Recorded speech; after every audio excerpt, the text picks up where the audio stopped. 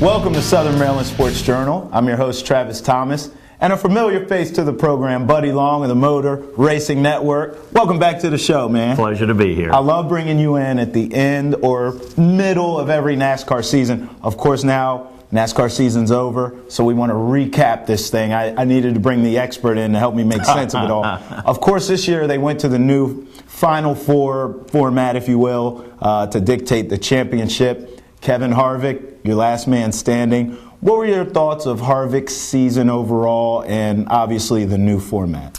New format's phenomenal.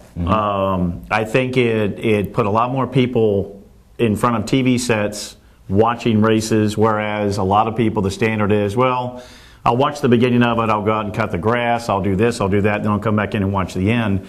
It kept people engaged because they knew once they got to the chase that 3 drivers were going to be out after every, or 4 drivers were going to be out after every 3 races. And, you know, it really piqued my curiosity. The last 2 races of which at Phoenix and also Homestead, sellouts. And NASCAR doesn't get many sellouts this day and age. I mean, it's coming back around a little bit, but this is exactly what Brian France and NASCAR needed, the shot in the arm they needed. Love it when a plan comes together. We'll come back to the format in a minute. You were at Homestead, right? So, Yes. Gosh, just take me into that. I know you got a chance to talk to Harvick, and what was that whole experience like? I mean, most of us have no opportunity to experience something like that. That's such a blessing, man. Just talk a little bit about that. Well, it wasn't supposed to happen because I was doing PA. I wasn't working for MRN that particular weekend, but some of these NASCAR tracks, when they're looking for announcers or PA talent, they will call MRN and say, do you have any of your guys that aren't on the MRN schedule that may be interested in helping us? And this happened 3 years ago. Of the 3 years I've been doing it, and I always go down for Victory Lane, this was the first year a champion won the race. So instead of the traditional Gatorade Victory Lane, which is all set up, they have a makeshift champion stage, which if the NASCAR fans were watching, they saw everything come together out there. So obviously when Harvick won, it's a beeline, trophies, Gatorade coolers, you know, the hats, the shirts. I mean, it was chaotic. And, you know, I stood down there and I was showered with champagne, Budweiser, Gatorade, and confetti. And I had stuff stuck all over me, but it was great. And gave us a chance to get up there and talk to Kevin. Buddy Long doesn't know it yet, but he's about to hook a brother up with a job at the Motor Racing Network. Let me ask you this, going back to the format. A lot of Jeff Gordon fans are really upset.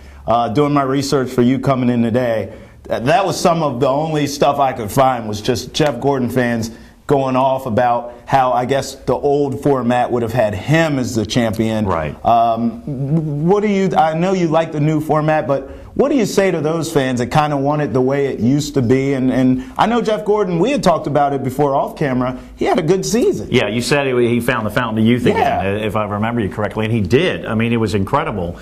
And I think if he had won the championship, I think we would be having a different Jeff Gordon discussion right now, because I believe with the emergence of Chase Elliott coming up, Elliott's eventually going to be up there with Hendrick Motorsports, and that might have been enough for Jeff to say, look, it's I've finally done it, I'm heading to the house. But, you know, I look at it that way, and I try to put myself in a position if I was a Jeff Gordon fan or a Dale Earnhardt Jr. fan or whatnot, but things had gotten so stale. I think that's the word, the common theme I hear with a lot of people. The system had gotten so stale, they had to shake something up. Now, I don't believe NASCAR is going to modify this because it went off so well. But a couple people threw in a very interesting scenario. One of them was when they got to Martinsville, which was the beginning of the final 3 races, they had Martinsville, Texas, and Homestead. Should you allow, and those were races where Dale Earnhardt Jr. and Jimmy Johnson won, and they were initial chase contenders. Should you allow drivers that were in the chase and got knocked out prior to these last 3 races a chance in those final 2 races before you get to Homestead, if they win, the chance to get themselves back into the chase? That's a nice little It's all about keeping drivers up on the wheel the entire time. I mean, there's going to be a point in the race where you're riding around, but I swear to you, these last 2 races, you know, even though they're long, Cup races are longer than Truck and Nationwide, you don't see drivers riding around for a segment. They're on the wheel and they're getting to the front. Of course, they only know one speed, literally. And and you know, with anything, we're seeing it in college football too. I think the first year of anything, you throw it out there, you hope it works, but then there's ways to tweak it and all that. Speaking of tweaking, real quick, I know there's not a lot going on, but what should we sort of look for in the off season? Any news and notes? It's going to be quiet, and a lot of the moves were already predetermined before we got to Homestead. Carl Edwards made the announcement a while back. He was leaving Roush Fenway Racing. He's going to a fourth Joe Gibbs car. There's been a lot of crew chief shuffling going on ever since Homestead. There's been 4 or 5 things moving around, and there's still some things to do. And I think that's what you're going to see the most of. Trevor Bayne had a brain cramp there for a second. He moves up from the Nationwide Series with Roush full-time in the 99 car. Trevor was with the Wood Brothers, who ran a limited schedule. So Ryan Blaney, who's another good up-and-coming driver in the trucks and Nationwide, he'll have that ride next year. Marcos Ambrose, who was our Australian driver, he goes back to Australia for the Australian V8 Supercar Series. Sam Hornish Jr., who used to be in Nationwide and part-time in Cup, he'll take that ride. There's really not a lot of lateral movement. I think a lot of what you're going to see is some major players as far as the crew chiefs. Because you mentioned, and we talked off camera about Casey Kane and Kenny Francis.